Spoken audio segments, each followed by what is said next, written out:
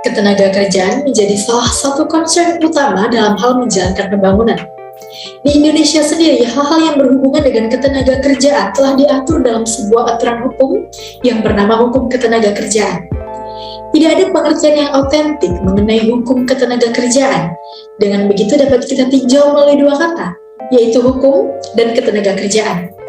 Apabila kita melihat pengertian hukum, menurut Profesor Sudingno Murtokusumo, hukum adalah suatu kumpulan peraturan-peraturan atau kaidah-kaidah yang ada dalam suatu kehidupan bersama.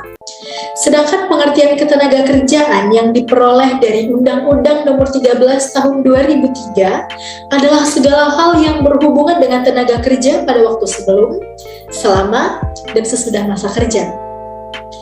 Maka dari keduanya dapat ditarik kesimpulan bahwa hukum ketenagakerjaan adalah kumpulan peraturan-peraturan atau kaidah-kaidah yang mengatur segala hal yang berhubungan dengan tenaga kerja sebelum, selama, dan sesudah masa kerja. Berbicara mengenai hukum ketenagakerjaan, lalu siapa sebenarnya yang menjadi subjek dari hukum ketenagakerjaan?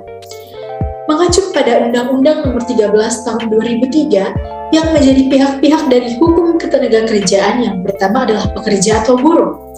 Banyak istilah yang digunakan untuk buruh seperti pekerja, tenaga kerja, karyawan, dan manpower.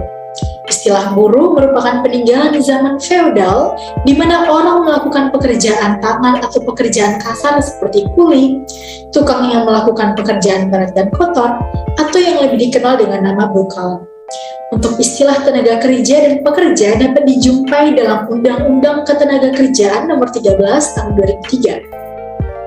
Dalam berbagai seminar yang pernah diadakan di Indonesia, sering diperdebatkan tentang istilah yang sebaiknya dipakai.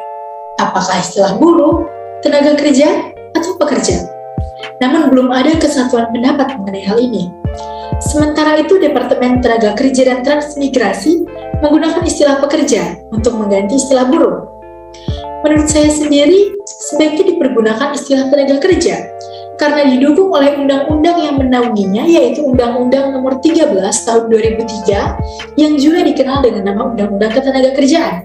Hal ini juga sesuai dengan departemen yang membawahinya, yaitu Departemen Tenaga Kerja yang sekarang digabung dengan Departemen Transmigrasi. Subjek hukum ketenagakerjaan yang kedua adalah pengusaha. Dahulu, istilah majikan lebih dikenal sebelum diberlakukannya Undang-Undang Nomor 13 Tahun 2003 tentang ketenagakerjaan. Namun, sekarang ini istilah majikan sudah tidak dipergunakan lagi dan diganti dengan istilah pengusaha karena istilah majikan itu lebih berkonotasi dengan pihak yang selalu berada di atas sebagai lawan atau kelompok penekan buruh. Padahal secara hukum itu sendiri antara buruh dan majikan mempunyai kedudukan yang sama.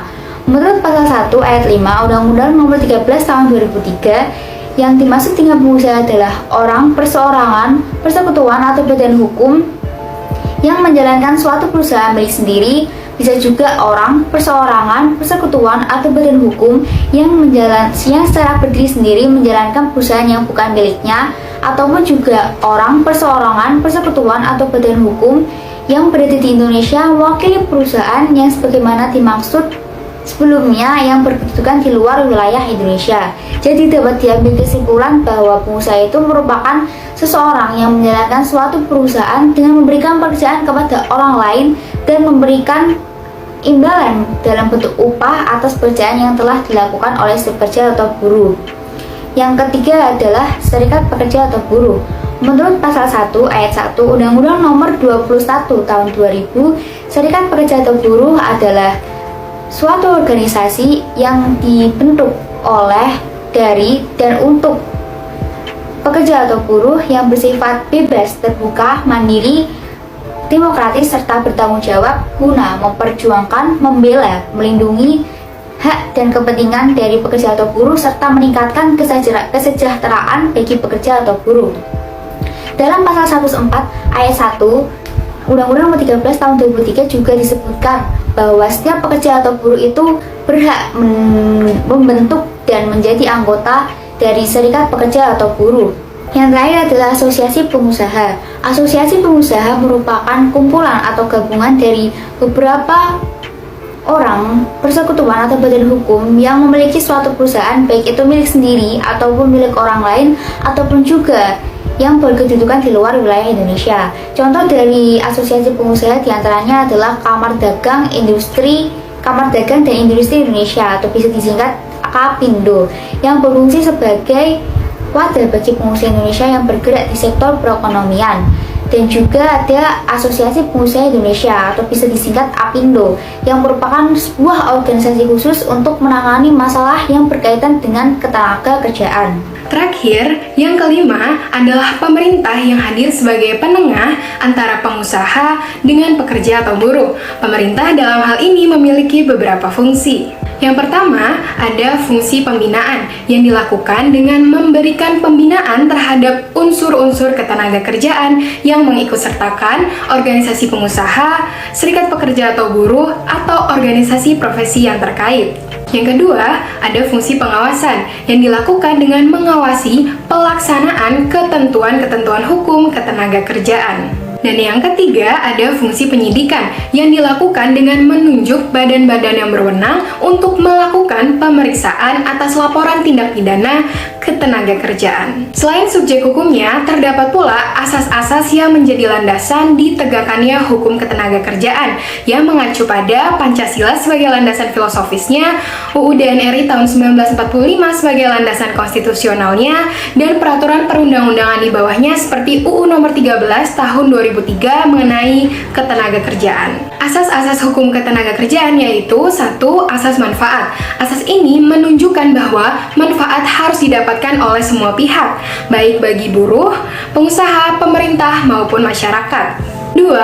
Asas usaha bersama dan kekeluargaan. Asas ini erat kaitannya dengan demokrasi ekonomi. Artinya, perekonomian tercipta atas usaha bersama sebagai gerakan ekonomi rakyat yang berasaskan kekeluargaan. 3. Asas demokrasi. Asas ini menunjukkan bahwa penyelesaian perselisihan dilakukan secara musyawarah untuk mufakat. Asas keterbukaan, yang mana asas ini merupakan asas yang membuka diri terhadap hak masyarakat untuk memperoleh informasi secara benar, jujur, dan tidak diskriminatif tentang penyelenggaraan negara dan tetap menjalankan perlindungan hak atas pribadi, golongan, dan rahasia negara. Yang kedua adalah asas adil dan merata, yaitu asas yang menempatkan seseorang pada kedudukan yang sama serta untuk semua orang dan bukan hanya terbatas pada kewilayahan, suku, bangsa, ras, agama. Pembangunan nasional ini diselenggarakan secara merata di seluruh lapisan masyarakat. Asas kemitraan kerja, yang menyatakan bahwa pekerja dan pengusaha merupakan mitra kerja dalam proses produksi, di mana kedudukan keduanya harus bekerja sama dan saling membantu supaya dapat meningkatkan kesejahteraan dan perusahaan dan produktivitas. Atas keterpaduan. Maksud dari keterpaduan di sini adalah koordinasi fungsional lintas sektoral pusat dan daerah. Yang selanjutnya adalah asas non-diskriminasi. Non-diskriminasi dalam hal ini adalah dalam hal pengupahan. Pengupahan yang sama bagi laki-laki maupun perempuan untuk pekerjaan yang sama nilainya sebagaimana diatur dalam Undang-Undang Nomor 80 Tahun 1957 tentang Persetujuan Konvensi Organisasi Perburuhan Internasional dan UU Nomor 1000 Tahun 1957 mengenai pengupahan yang sama bagi buruh laki-laki dan perempuan untuk pekerjaan yang sama nilainya. Demikian video pembahasan kali ini mengenai subjek dan asas hukum ketenaga kerjaan. Kami berharap asas-asas tersebut dapat terus terimplementasi dengan baik demi keberlangsungan ketenaga kerjaan di Indonesia. Kami pun berharap hal tersebut pada akhirnya dapat menunjang pelaksanaan pembangunan nasional untuk tercapainya masyarakat Indonesia yang sejahtera.